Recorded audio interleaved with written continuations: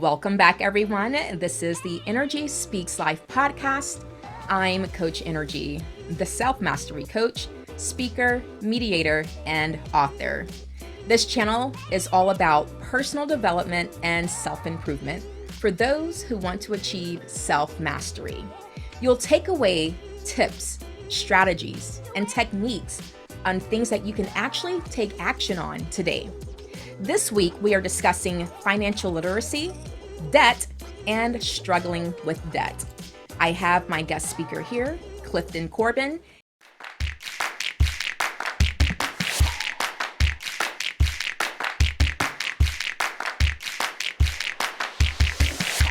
Clifton, please introduce yourself and let us know what's your experience or relation to the topics that we are discussing today. Thank you so much, Nrgy. My name is Clifton Corbin. I'm the author of Your Kids, Their Money, A Parent's Guide to Raising Financially Literate Children. I'm also the editor of a revised version of The Richest Man in Babylon, which was one of my guides to get me out of debt. My topic that I usually speak on is financial literacy, specifically with regards to helping parents teach financial literacy to children. But I have quite a lot of experience, and not all of it good, with debt. When I was a youngster, I like to say I was a money nerd when I was a little kid. I loved learning about money. I was quick to figure out how to earn money. I was really good at saving money.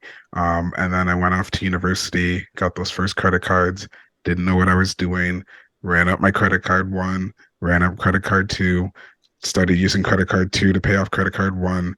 It's a slippery slope when you're at that point. Long story short, I basically made a mess of my finances. My credit score was ruined, and it was a bad scene. It was a pretty bad scene. So I spent most of my 20s, the later part of my 20s, digging out of debt.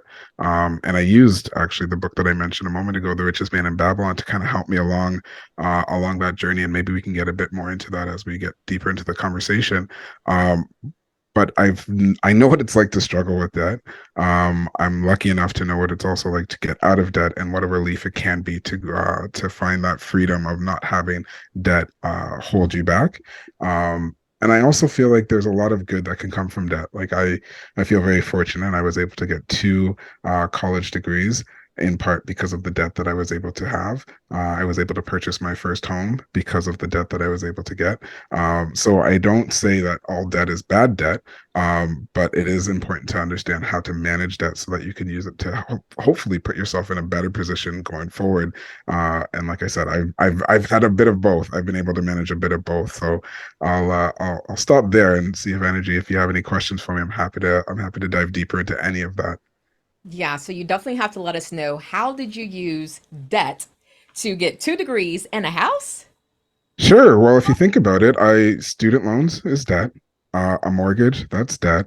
So all of these pieces, it's one of the things that especially when I'm having conversations about debt, is that I want to stress is that not all debt is bad. When you're using debt to, consume and just purchase consumer goods, like, or food, or what, all these things that don't appreciate in value, debt can be a challenge. And I recognize that some people are in financial situations where they might be dependent on, let's say, a credit card or some type of debt to help them get through. But if you're not in a position where you need to depend on your debt to just manage your bills, then I would implore you not to use your debt to just purchase, like I said, consumables, because there's no value there. But if you're using your debt and you're leveraging, to, let's say, buy some real estate, or even if it was, let's say, I wanted to build a home, or I want to invest in myself with regards to my education or start a business, those are times where using debt really can come in handy. Like there's no way most people would be able to afford a home if they weren't able to leverage a mortgage, right? So there is advantages to having debt, but at the same time, when you have a lot of consumer debt, whether that be credit card debt or loans, and you just don't feel like you're moving forward, that could be a very big weight on your shoulders. That's just it's hard to move forward when you don't feel like you can, because of all the debt that you have to pay back. And I know, sometimes I say student loans are a good thing. Sometimes it really is a dependent. Sometimes it is, sometimes it isn't. We know right now what's going on with the student student debt load in the United States. Like there's young people graduating now with hundreds of thousands of dollars in student loans, and it's hard to feel like you can ever move forward when you've got $100,000 student loan or a $30,000 student loan and you've yet to make your first paycheck. So I get that sometimes even investing in yourself might feel like a risky bet. So there's times where it might make sense, there's times where it might not, but I don't want to bemoan all debt. Like not all debt is bad debt, but I do understand that when you feel like you're indebted and you don't feel like you're making any headway, that it can be a challenge. But I just want to make sure I'm clear that not all debt is bad debt. That's good. So you mentioned that slippery slope, especially as a college student using the credit cards. You open one, another comes, and it's like, wow, I have a mailbox full of offers. So you've been in that situation before. And like you were saying, also, the times that we're living in now, college students aren't just those who are coming straight out of high school. We have those who are in their 30s and their 40s and even in their 50s who are going back to college maybe to get that extra degree, or going back to get maybe a certification or, whatever. So, how did you get out of or get off of that slippery slope? Mhm. What types of steps or things to consider can you share with the listeners so they can get out of that situation if they find themselves in it? Sure, sure. So, like I mentioned, I got into my debt troubles while I was in college. So, not a lot of income coming in, and the income I did have coming in from like side jobs was just enough to kind of pay for the bare necessities. So it was hard to make a dent in the debt that I had. Like I said, it was student loan and it was multiple credit cards. But eventually, I was able to graduate, thankfully. It was a tricky time. I graduated with a computer engineering degree right after the tech bubble burst, so I'm kind of dating myself there, but it wasn't the best. It wasn't the best situation, and that's one of the challenges is when you start feeling like, oh my gosh, I've got all these bills to pay. I I felt like I didn't have a lot of options. It's not like I could say, well, I'm going to wait until I find that perfect job. I was like, I need to take the job that can start giving me a paycheck right now. So I took a job. Wasn't my ideal job, but it did give me a paycheck.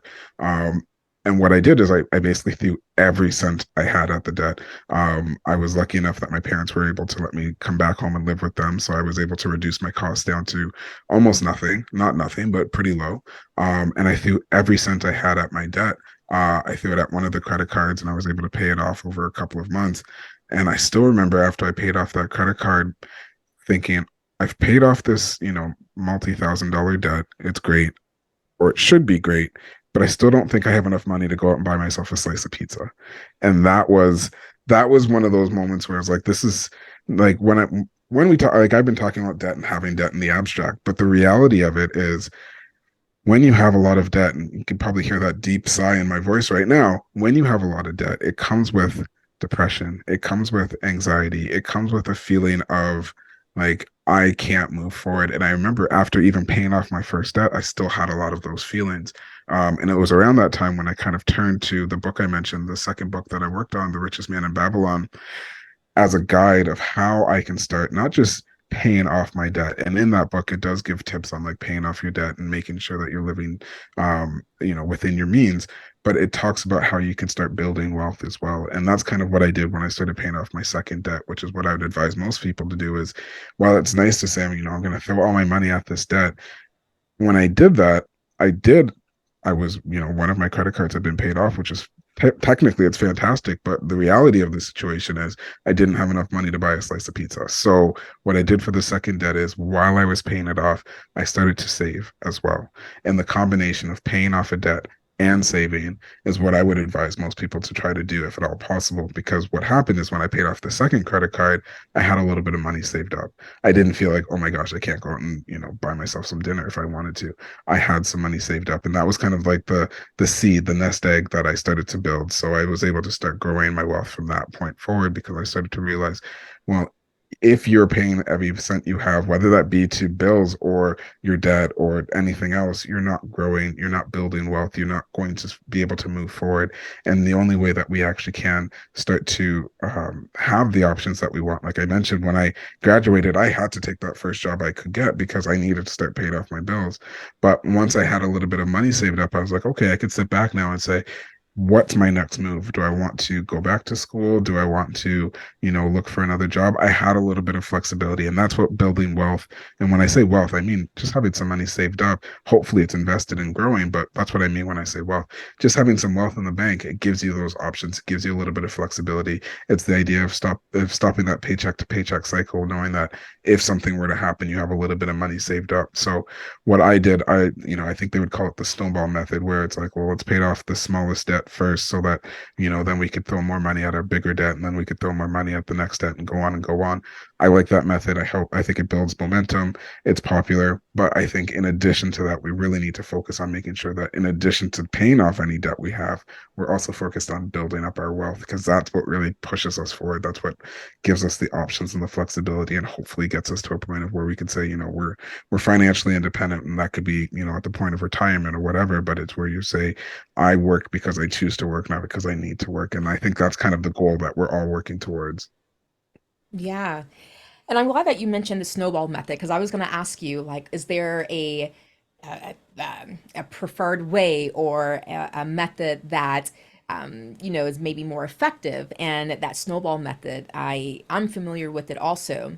But when it comes to not, so if you say throwing everything at debt, but also while at the same time saving, is there a certain percentage that people can use as like a guide for the amount that they need to save or put to the side while focusing on paying off their debt? Sure. And there's a few things you said there that I want to kind of touch on. Um, Snowball method versus another method, it really doesn't matter. Like, the method is, it's whatever works for you. I like the idea of the snowball method because you pay off that first debt. Sometimes people say pay off the smallest debt first. Sometimes people say pay off the debt with the most interest first. It really depends on you. If I were to do it again, I'd probably tackle the one that had the highest interest rate first, because I know that will save me more money in the long run. So the method doesn't matter so much. It's what's going to keep you motivated to keep going and keep doing it. And the only way that we can pay off our debts is if we're living off of less money than we make. And that's the key factor. And you asked, how much of a percent should you put towards your debt or what have you? And I always preface anything I say, and I should have prefaced even this conversation with, all personal finance is personal first, right? So I kind of already mentioned it. I'm like, if you're in a financial state where you're not able to live off of less than you make, like every cent you make, you need to put towards, food on the table, heat in your house, and, rent or mortgage or what have you, then what I'm saying probably doesn't fit. But if you can find a way to live off of less than you make, then you should try to, because that's how you start to build wealth. That's how you start to move forward. If we spend every cent that we have coming in, then there's no way to move forward, because we're always using all of our resources. And money is basically, it's a resource. It's a resource that if we can collect, if we can have a store of, a supply of, a surplus of, it provides us with options. When I got my first credit card, I had that mindset of, well, my credit card is for an emergency. And I look back and I was like, that wasn't the right way to think about it. When you think, I don't want to owe someone money if I'm in an emergency. And that's what a credit card is, right? It's a short-term loan. The credit card company, the company that's, giving me this credit card, is lending me money. It's a short-term loan. Ideally, it's paid off by the end of the month. And once we carry a balance, like, the credit card company starts making money off of the interest payments. But if we can pay off that loan at the end of the month, we owe nothing and everyone's happy, or at least we're happy. The credit card company is less happy about it. But that's the way we really need to look at our credit card bills, is that our credit cards, is that a credit card is a short-term loan.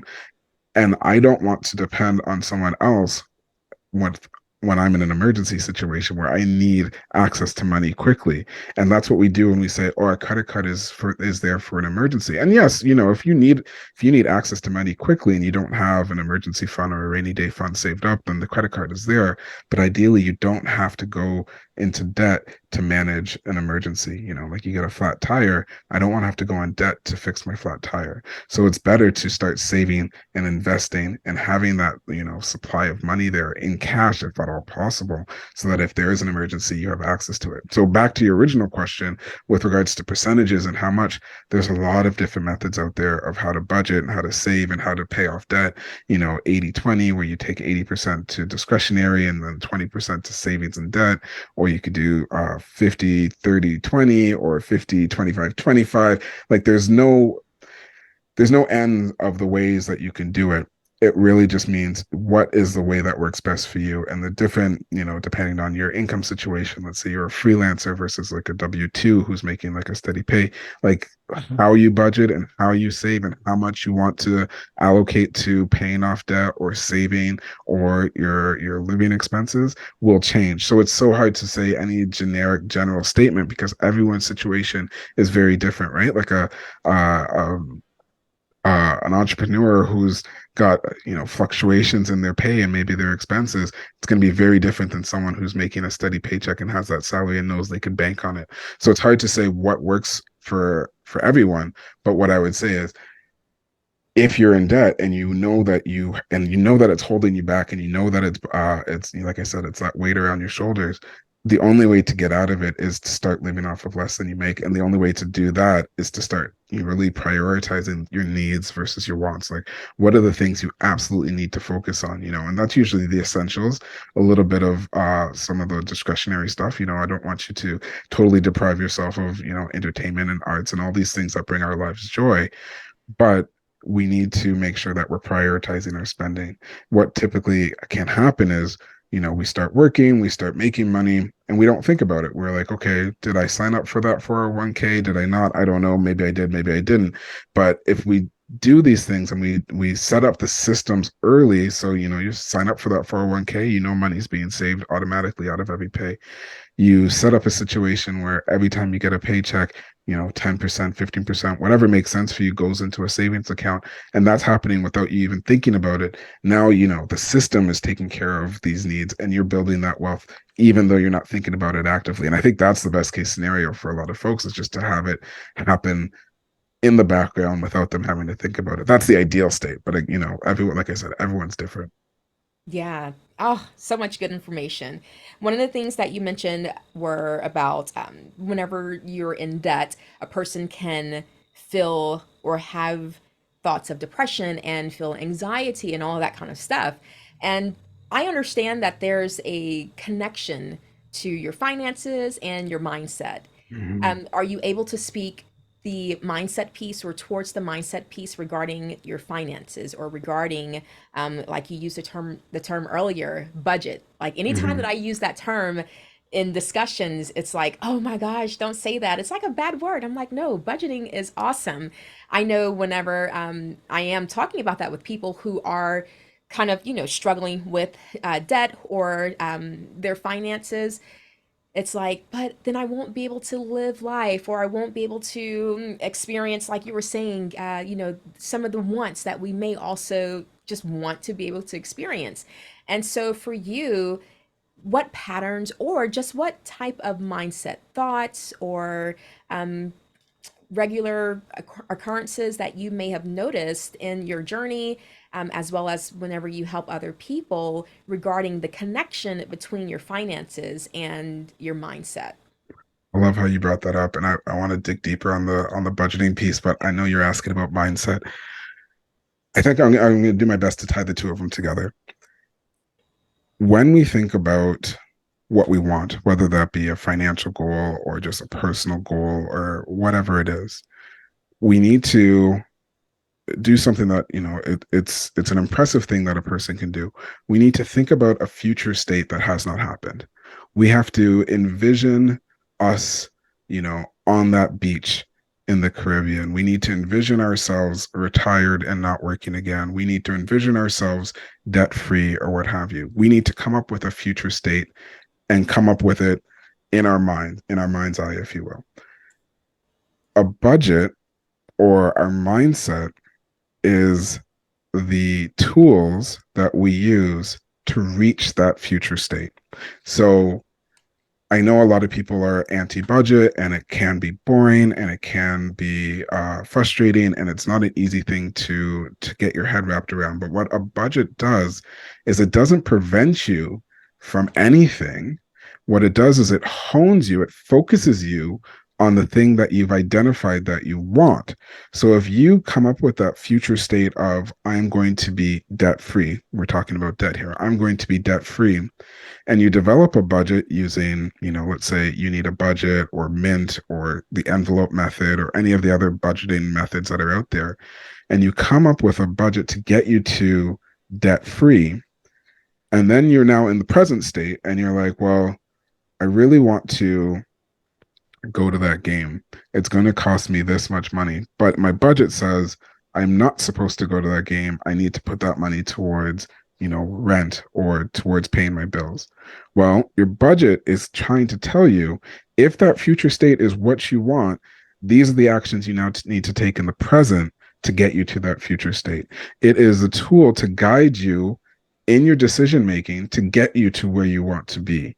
The same with the mindset. If you say, I want to be this, well, then now you need to think, well, if I want that, what do I need to do to get there? What are the things I need to do? What are the actions I need?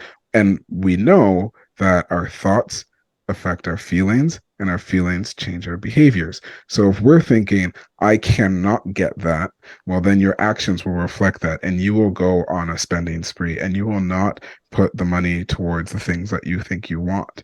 So our mindset affects how we get to what we want. Our budget is the tool that we use to make sure that our spending is in line with the vision that we've come up with.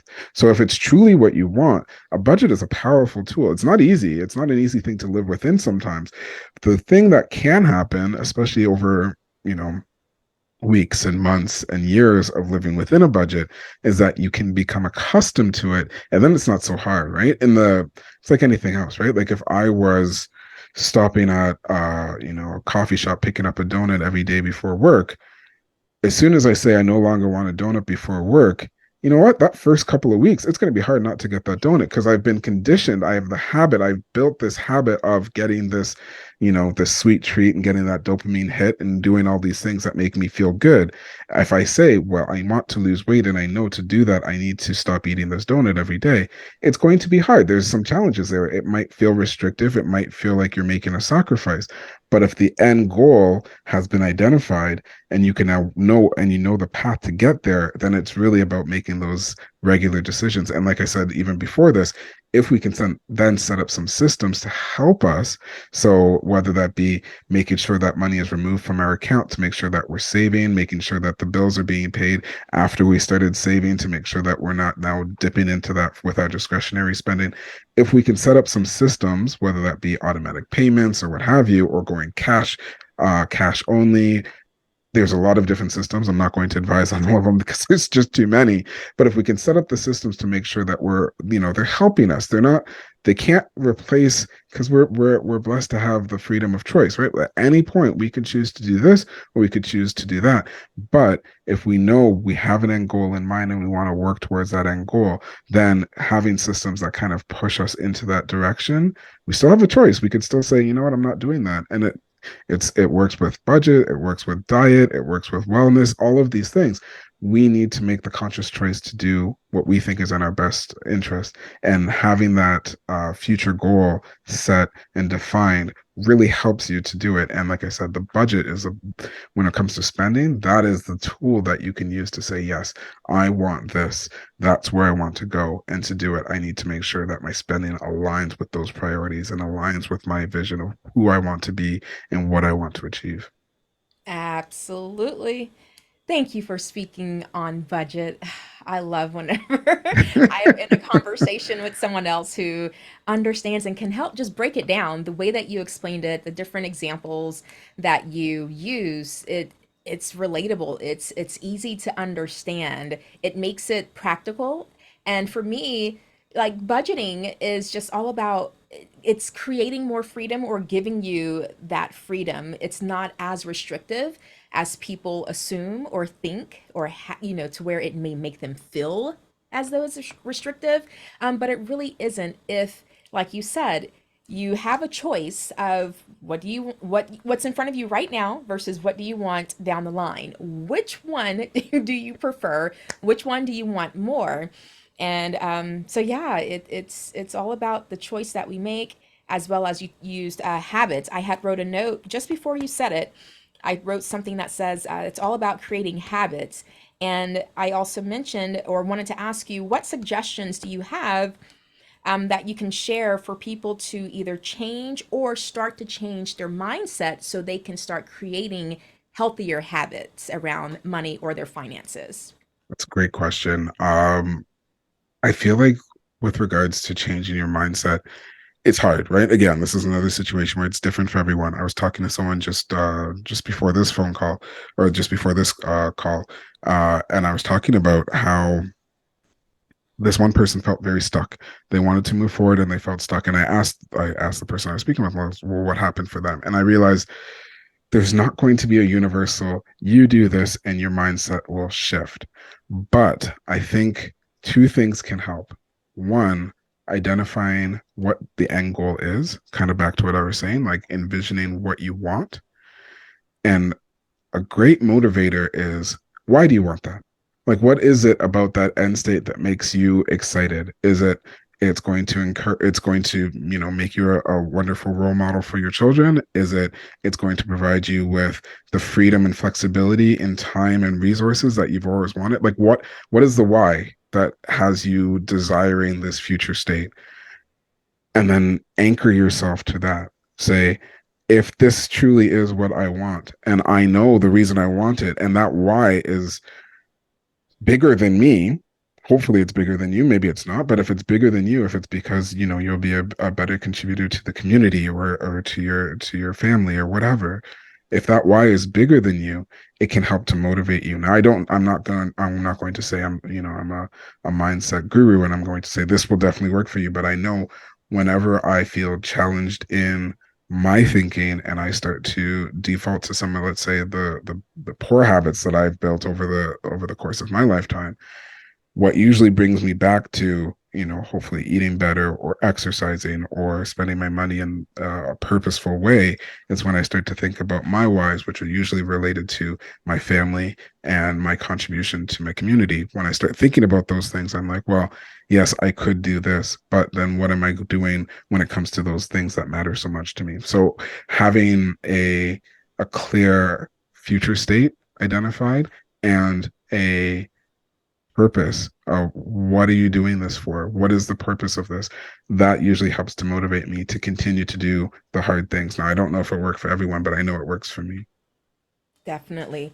And I will add to that the the 2 points that you made, identifying the end goal and finding your motivation, your why, like what's your why.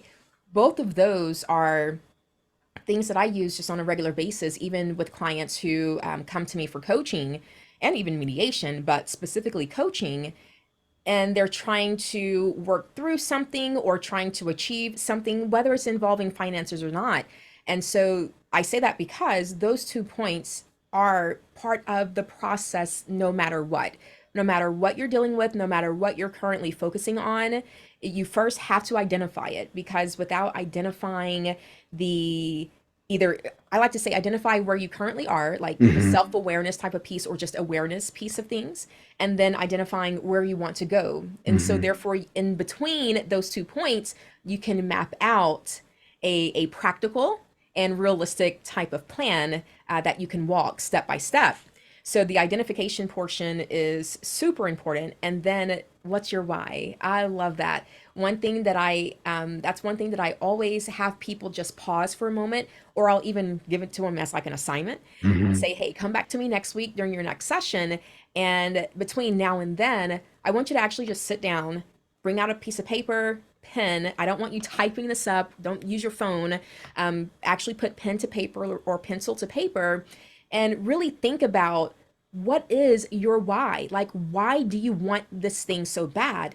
And I have them do that exercise in order to, it's that reminder for once the process gets started or once they are further down that journey and then the going gets tough and they start feeling like, oh man, it's I can't do it, or this is too much, or it's too hard, or it's taking too long, I'm not seeing any results that I thought that I should see, so forth and so on.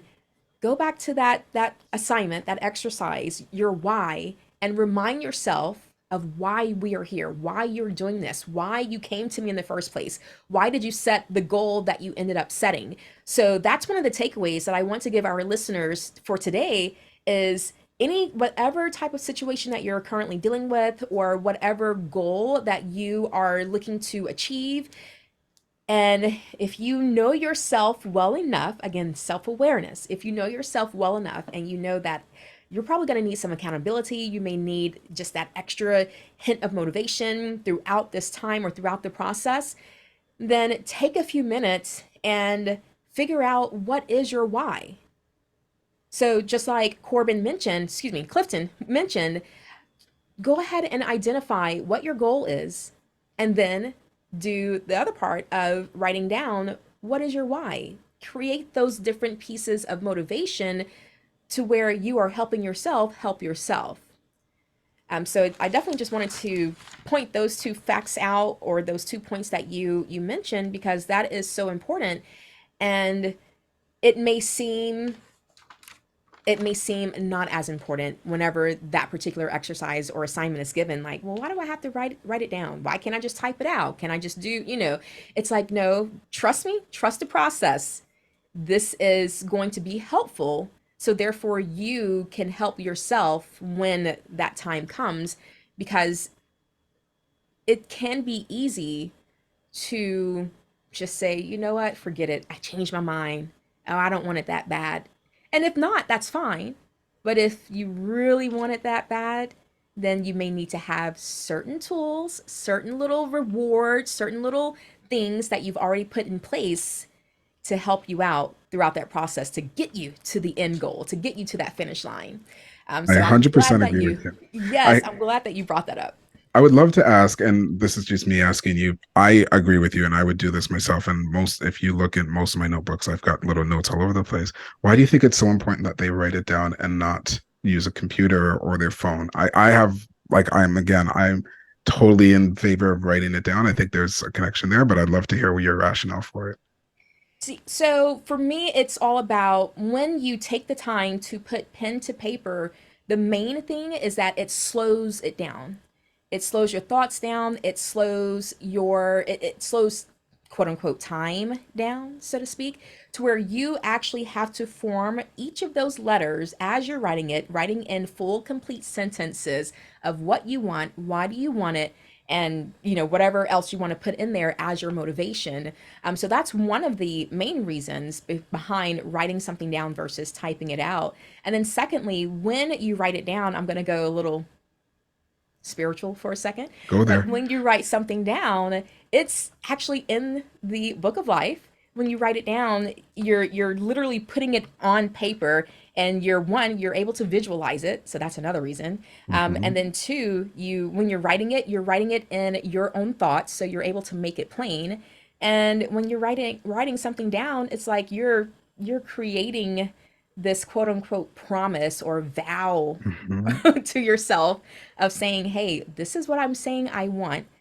I'm going to stick with it and commit to it. So to me, the third part is that it creates more of a commitment to whatever the thing is that you are writing about. I agree. I agree. I feel like there's again, not to go spiritual, but I feel like there's a connection between, especially if it's something personal, it's something inside of you that you put down on paper. There's now a connection to it. And it's the first step of making that real, right? Like up until that point, it's esoteric, it's in your head, it's a theory, it's an idea, it's a concept. But now you've made it a little bit more real. It's on paper, you can see it, you can touch it. So I feel like there's a connection there between your thoughts and then putting it onto some physical paper. That isn't the same when you type. It's not the same when you tap on the screen. It's not the same when it goes into a digital space as a physical space. I agree with you. Absolutely. And then when you write it down, you can also post it somewhere where you can see it on a regular basis. I can't, I've lost count on the number of times where clients will say, oh, yeah, I put that in my notes. Okay, how often do you go back to your notes? Like, okay, notes from 2 months ago. Are you actually going back to those notes that are in this electronic device in order to see, okay, are you on track with whatever you may have written down? Or did you, can you check that thing off your list? And the notes just start piling up. And it's like once they put it in the note in an electronic device, they forget about it. It's kind of Hmm. like out of Hmm. sight, out of mind. But when you write it down physically, another reason that I like it, because I write things down on a daily basis, I use an actual daily planner. And whatever it is that I am working on, or once I complete a certain task or an assignment, there is such a great feeling when you can go back to that piece of paper, look at it, and say, Done. done. Hmm. Yeah, so it's kind of like the same feeling where you were talking about the snowball method, for an Hmm. example, how it creates that momentum. Because once I see that Yes. I've gotten that Yes. first thing done, then I'm like, okay, what's next? Because that was Hmm. a good feeling. It feels good. It's letting you know that I can do It this. can, exactly. It's the Yes, I can. It's you were talking mindset. It is a switch of maybe it's possible. I don't. Maybe I don't. It's 100% doable because it's that one thing is done. I put four things on this list, and number one is done. So number two is definitely possible. exactly. Ah, that's so good. Let's talk about you are big on discussing finances as a family. Hmm. So, can you give or just kind of talk with your experience or maybe some patterns that you may have noticed, whatever it is? Can you just kind of go into that next section about discussing finances as a family and talking about money openly? Sure. So I mentioned my financial troubles as a 20-year-old. And I feel like I was very fortunate. I had two parents who were more than willing to talk to me about their finances. If I asked them how much money they made, they would show me pay stubs. And I realize that is definitely the not the norm. But I wish it was. And I'm trying to encourage more parents to have that type of open transparency with regards to money. We still have money is still this taboo subject that we feel uncomfortable talking about, that we and because we don't talk about it, a lot of confusion creeps in, a lot of complexity can creep in for no reason.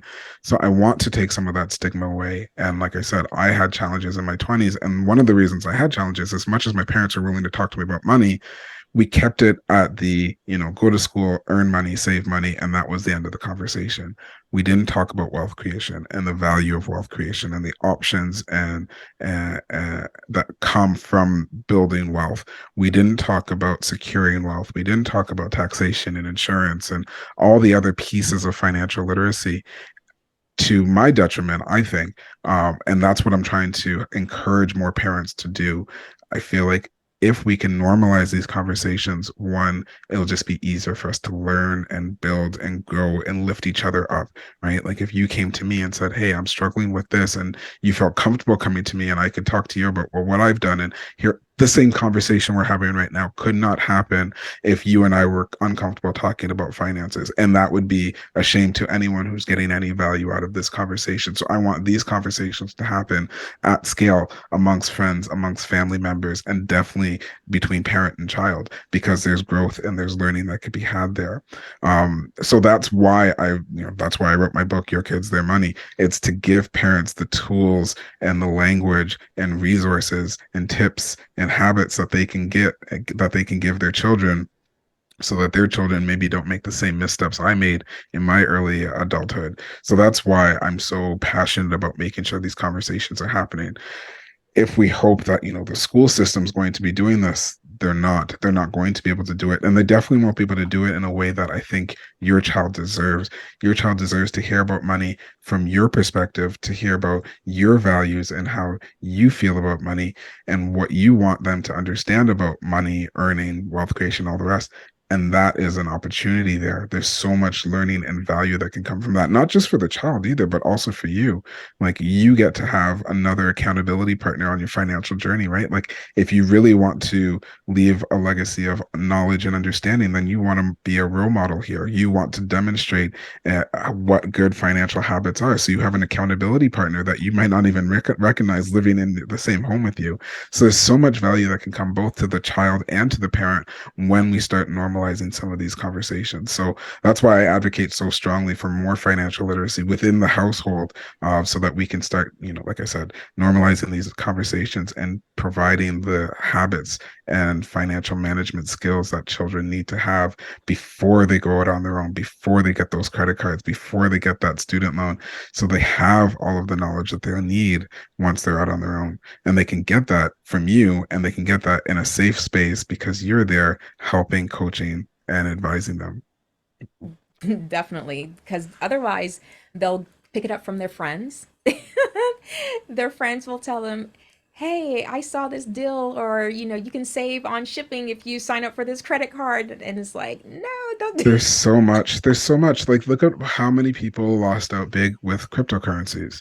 Like that, just as an example, right? Like I can't remember the stats, but it was basically talking about the number of people who invested in cryptocurrencies and their level of financial literacy. And the level of financial literacy was very low, and the number of people who invested was very high. And it's not surprising because it was so speculative, meaning that there was a high risk there, and it was new and novel. So people jumped in thinking that there was a big potential reward on the outside, which, that I'm not saying that's as good or bad. Again, it's all personal, but I don't know if everyone who jumped into that speculative market recognize the risk that they were taking by doing it. And not knowing the risk is partially because they didn't have the financial literacy understanding going in. Like, this is an investment. Well, with an investment there is risk. Well, how much do I know about this investment? How long do I plan to keep my money into this investment? What other ways can I diversify my investment money to make sure that if this goes down, I've got other things that can compensate and hedge against this?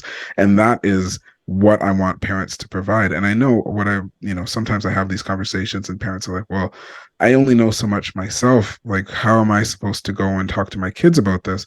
And I usually come back and say two things. One, you know more than they do. I can 100% say that with confidence. As a parent, you know more than your child knows about earning, about working, about saving, about all of these things, and about not doing all of those things, right? So if you're not where you want to be, and it's because you did this or you didn't do that, you can talk to your children about that. Now, I'm not saying burden them with any of that stress and anxiety and depression you may have, but you could start talking to them about what they may or may not want to do once they're out on their own. So you have that. Second, like I said before, this is an opportunity for you to learn more. If you want to talk to your child about why they want to create wealth and how they might want to go about creating wealth, but you don't feel like you know how to create wealth and how to grow your wealth, well, this is an opportunity for you to learn, right? And we say this all the time. One of the best ways to cement the learnings that you receive is to teach someone else. So this is a chance for you to go out and learn, figure out what you need to know, fill any gaps you may have. Unfortunately, our education system has not done anything in this world, especially for my generation. Like, it's starting to trickle into the school system, but definitely not at a scale that I think is sufficient. So our generation may not have all of the skills, but this is an opportunity to go out, seek some advisors, seek some different books, whatever it is, to increase your level of financial literacy so that you can then help your child to say, listen, you want to make sure that when you're making money, you're not spending all of it. You want to make sure that you have some of your money making money for you. So you could start providing these lessons to them now. And again, you don't need to do this in everyone gather around the fireplace with a whiteboard and start, showing them, equations or anything like that. Just talk about what's happening in your day-to-day life. Talk about the stories that happened in your past. I come from an immigrant family. I talk all the time about how my parents came with very little and they were able to, buy that starter home. It's a very different time now. Buying a starter home isn't as easy as it was back then, but I could still talk to them about how they were able to start building wealth and what that meant for them. And again, it's just stories that help to articulate and demonstrate what we hope our kids will be able to do one day. And I know, again, the times have changed and inflation is crazy, and cost of a starter home now versus what it would have been back in the 70s is very, very different.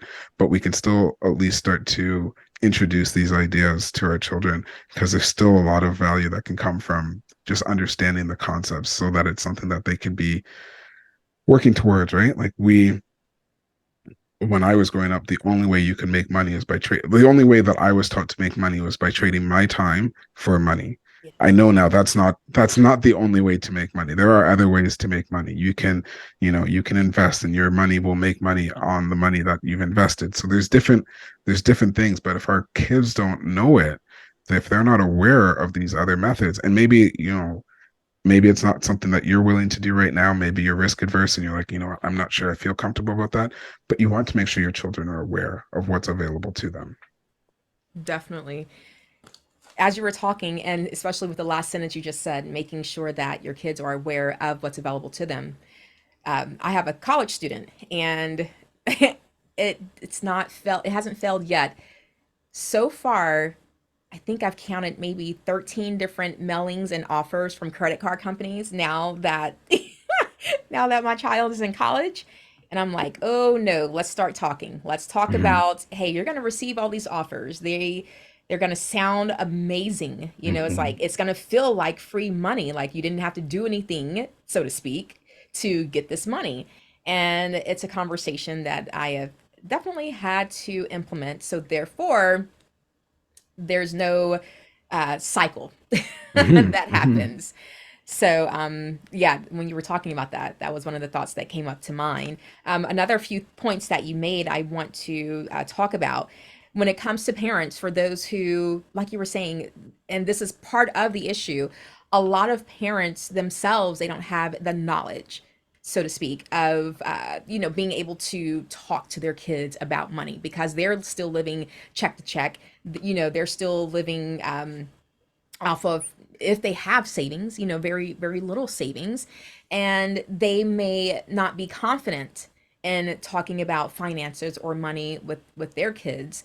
And one thing that I want to add on to what you were saying earlier is just have the basic conversation. And it doesn't mean that you have to pull out this whole Excel spreadsheet and, Exactly. and go Exactly. so, fancy with it. No, just keep it very simple. And another thing that you pointed out, because I have to remind myself not to go, well, back when she was younger, I wanted to be mindful of also being careful with not putting the financial situation of the household onto the kids or burdening them, like you said, placing that burden on them. Whenever you are just talking about finances and just, simply wanting to let them know, hey, this is what's going on. This is a better way of doing it, just so you know.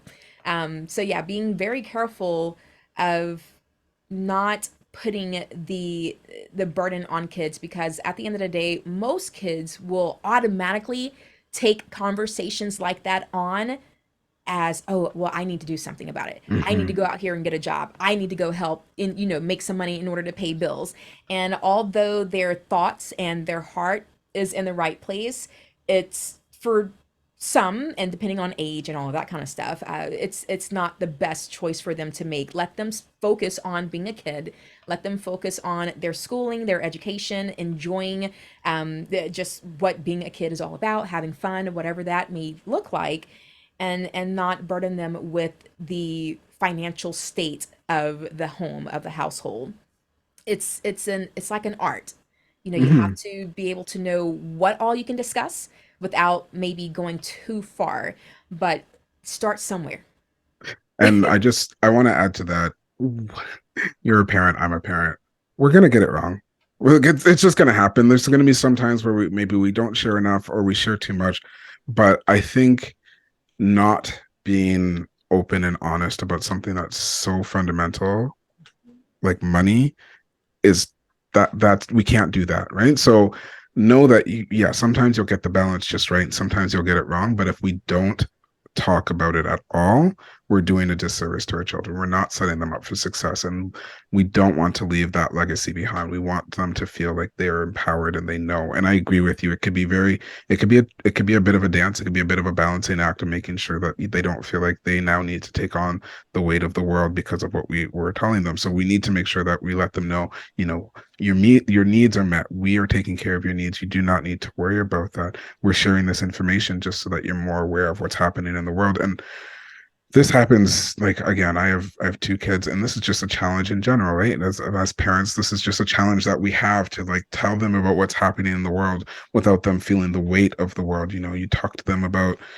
climate change or what's happening in the Ukraine or any of these things. Like, you want them to be aware, but you don't want them to feel like, oh my gosh, well, what do I do about it? But the one thing I do want to add to that is one of the beautiful things of talking about financial literacy and talking about money and money management is that there is an opportunity there that I want to highlight, especially if you're able to give your child an allowance or if they're able to make some money on their own, is that you can start talking about how they, as a child, can start helping to do some good in the world, whether that be through donating or volunteering their time and all these ways that they can give back.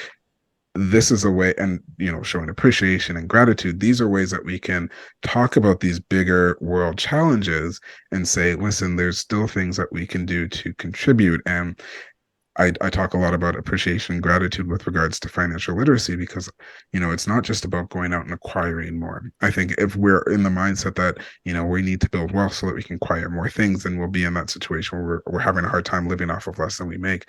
But if you can see the value of building wealth in a way where you can also now give back and be appreciative of the things that you do have, that opens up even more space to do good in the world. So it's a balancing act, but there's opportunity in there as well where our children can start to contribute to the world in positive ways that they may actually feel even more empowered when they're like, well, I did this event. I can think of, like, I'm going to use my son as an example, where he did a fundraising for homeless people in the city. So it was people who are unhoused and, they need, clothes and they need food and they need shelter and all these things. So he did a fundraising event, and he's done a few things now because that's an issue that resonates very strongly with him, to make sure that he was donating in some of what he makes from his various entrepreneurial endeavors.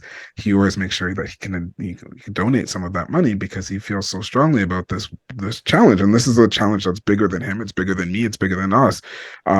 But he feels like at least he's doing something to contribute to this thing. So, like I said, it's a balancing act. You don't want your children to feel like they have the weight of the world on their shoulders, but at the same time, some of them might already feel that, and this might be an opportunity for them to feel like they can actually do something of impact in the world. So there's value there as well. Definitely. Is there, whether it be in your opinion or with your experience, is there a certain age or age range of where a kid, or it may be good to start talking about finances with children? So I like to say, never too old, never too young. I'm not going to say you're going to be talking to an infant, but once our kids start to recognize that money is being used as a means of trade, you go to a store and they notice that you're paying for something or they're asking for things at a store. I feel like it's a great age to start doing some early money management concepts, whether that be coin identification or bill identification, or just talking about what money is and what it's used for. So those are great ages to at least start having those initial conversations. As they get older, if they're comfortable managing their own money, you could start doing an allowance.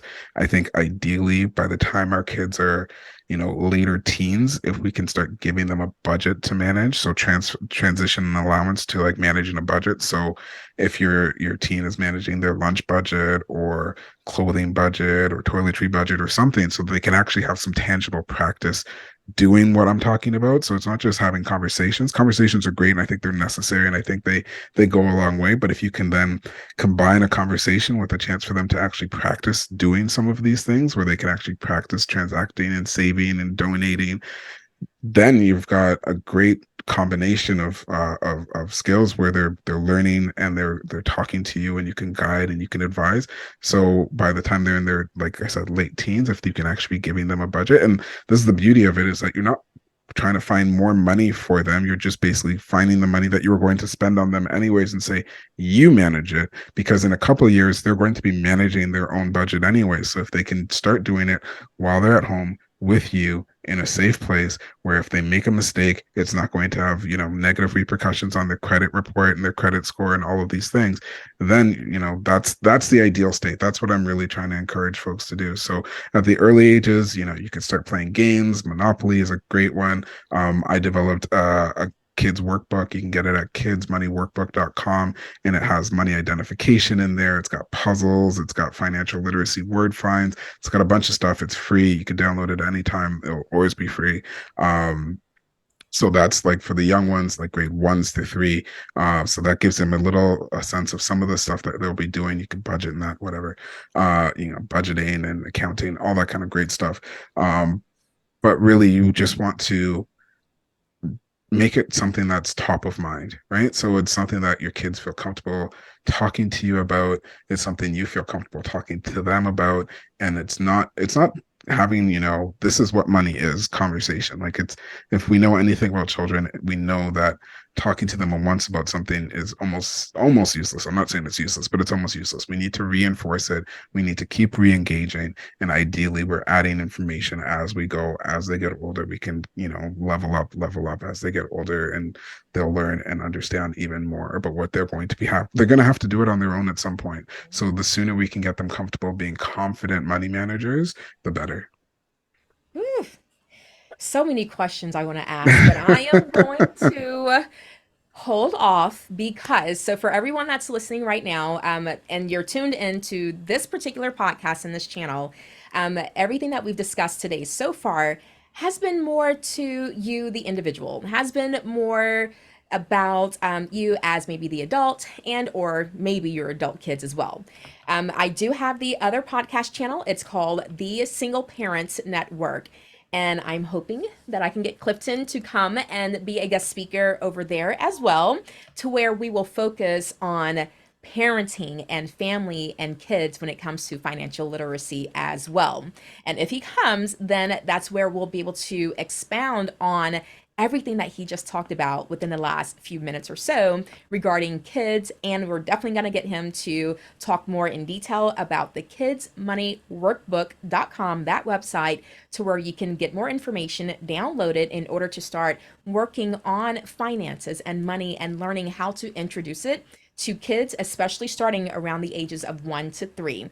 And of course, I'm sure we're going to talk about teenagers as well, adding it that extra level of maybe responsibility, extra level of information and knowledge, and so forth and so on. So, therefore, we as parents can make sure that our kids are prepared for when it's time for them to leave the nest. So, Clifton, I'm hoping that you will accept my offer. You don't have to say anything right now. I would be um, happy to come back. And just to clarify, the workbook is for grades one through three.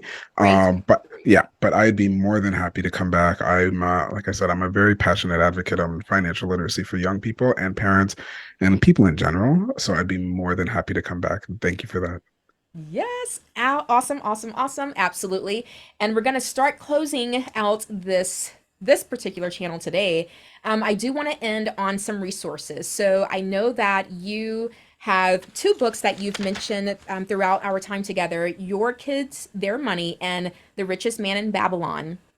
So, in just a few minutes, I am going to give you the opportunity to really promote those books if you choose.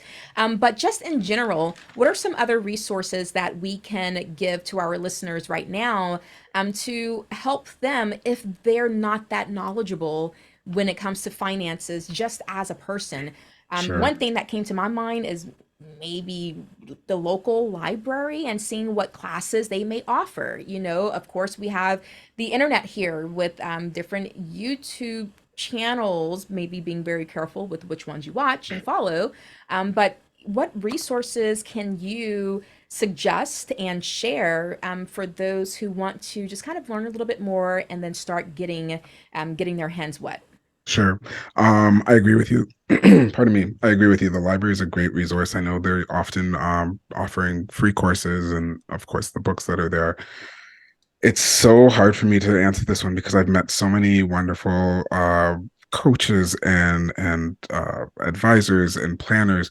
All of those folks, if you could find, a certified financial planner, if you need some support, or financial coaches, financial advisors, if you're looking for outside support, on my website, cliftoncorbin.com/blog, I have a blog article there with like what I think are some of the best financial literacy or personal finance books for all ranges. So whether if you're just getting started, you feel like you're an expert, if you're trying to tell a teen, if you're trying to tell toddlers, it's basically from toddler all the way up to retired. And it's got books there for pretty much any demographic. I will share the link specifically with you after the call because I can't remember it offhand.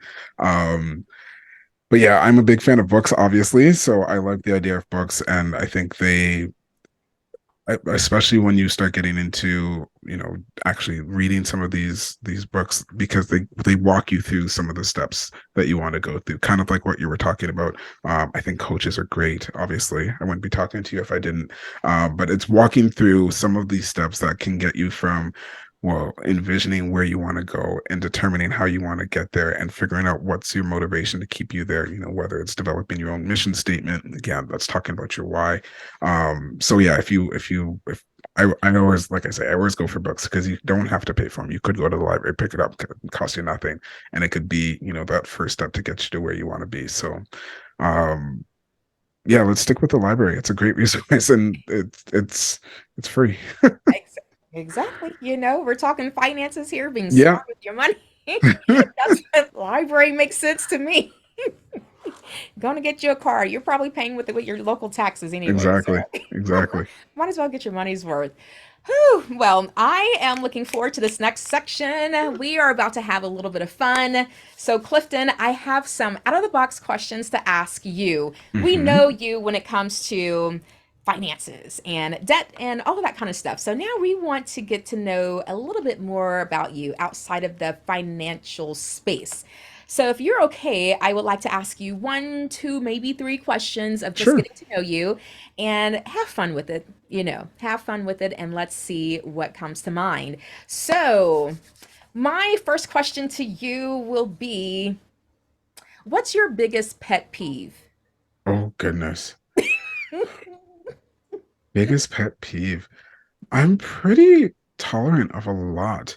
And this is going to go back to the finance piece, and I wish it didn't, but it is one of my biggest pet peeves.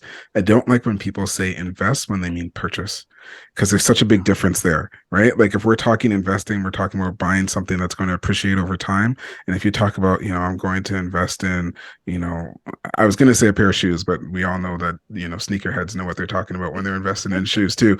But you know what I mean? Like that one bothers me because I'm so focused on being intentional when we speak to our kids about money, and when we start using the word invest instead of purchase, it really irks me. I wish I can come up with something that's not financial, but that's kind of my jam too. So I'm gonna stick with that one because that one does really irk me.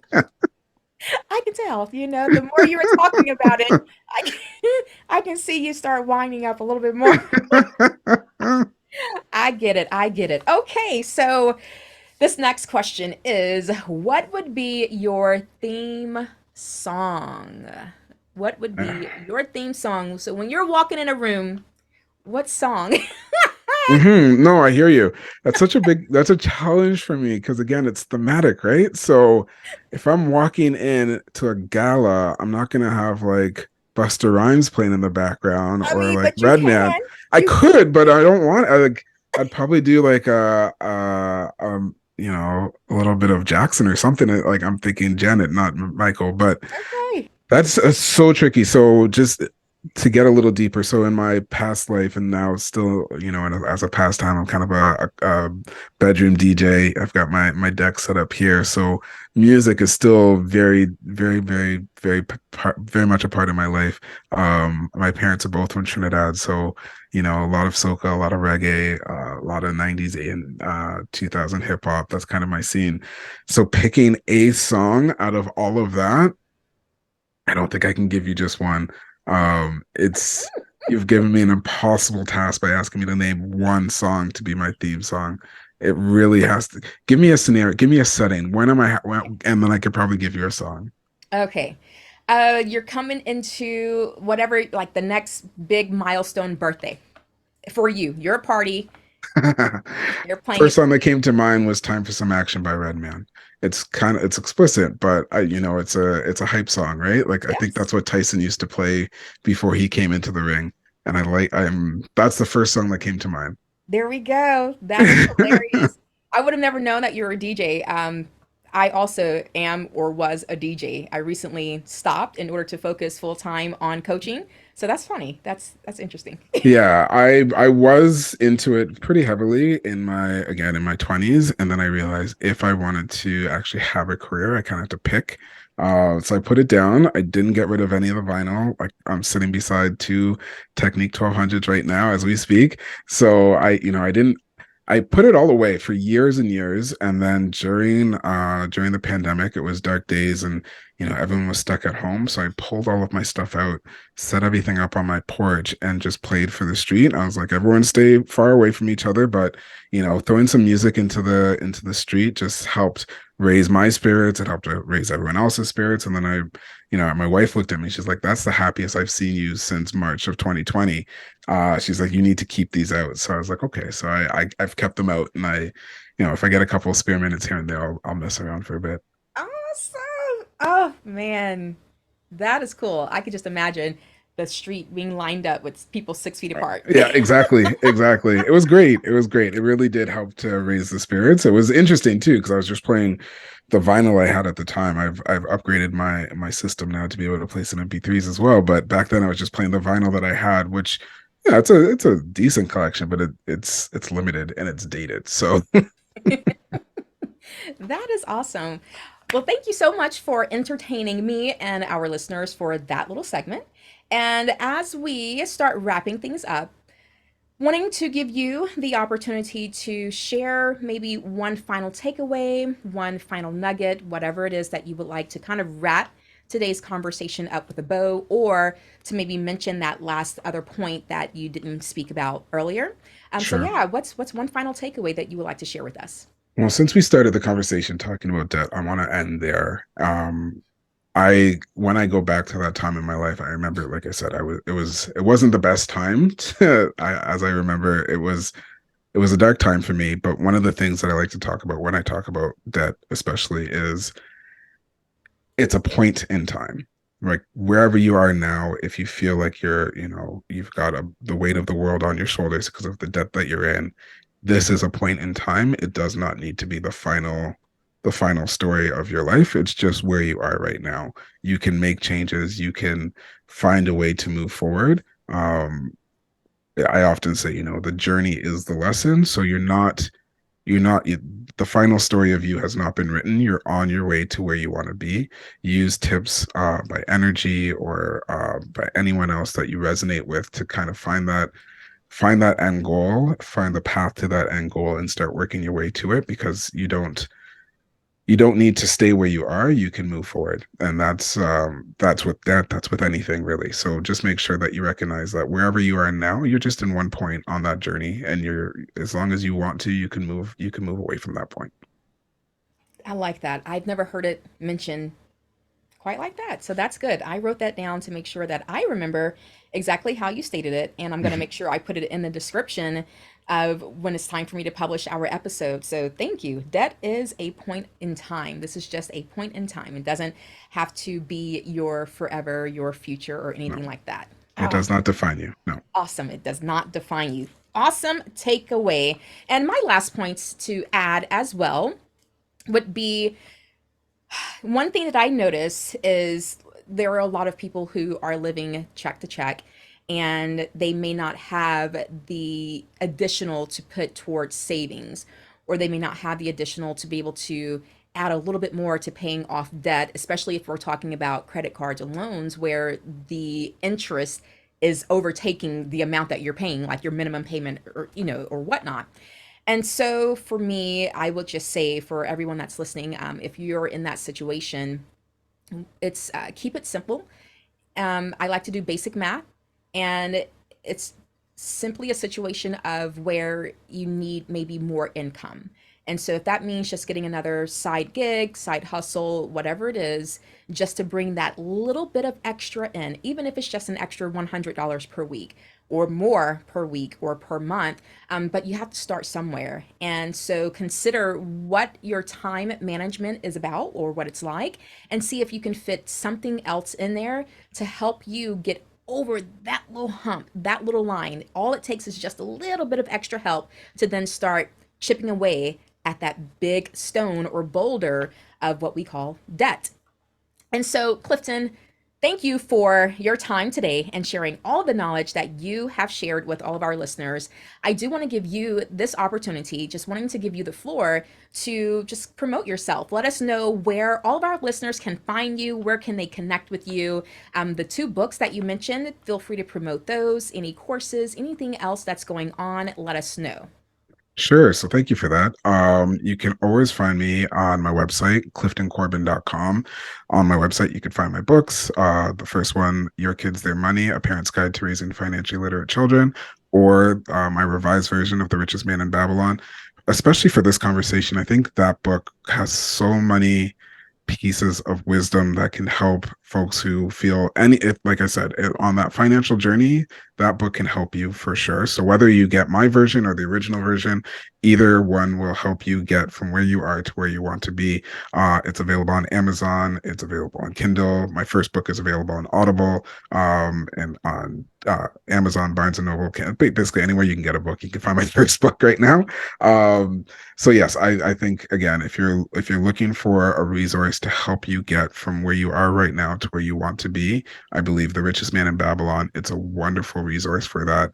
I of course like my version.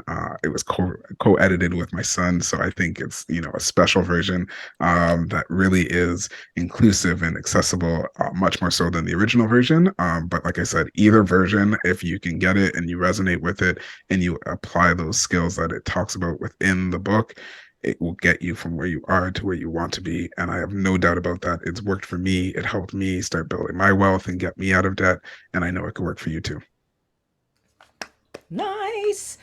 Everyone, go check it out. Make sure you go and support Amazon, Audible, Kindle, you name it. No excuses. Barnes and Nobles, whatever format. Make sure that you go and support. That's it for this episode. It's a lot of information, and I know that whomever was supposed to hear it, it's going to make a difference in their lives. So, once again, thank you so much, Clifton, for your time. And for everyone else, if you yourself would like to be a guest on my podcast, please reach out to me at nrgspeakslife.com. Also, feel free to share this episode out if you know someone who can take advantage of the valuable information and the content that we have shared today. Be sure you share it. There's no stingy energy here. Share it out in order to help the next person. Thank you so much again for everyone who has tuned in. Be sure that you subscribe and hit the thumbs up button. Make sure that you like this episode so therefore it can get more exposure. And you already know, when you master your mind, when you master your emotions, and when you master your assignment, you can live your purpose and live on purpose. See you next time.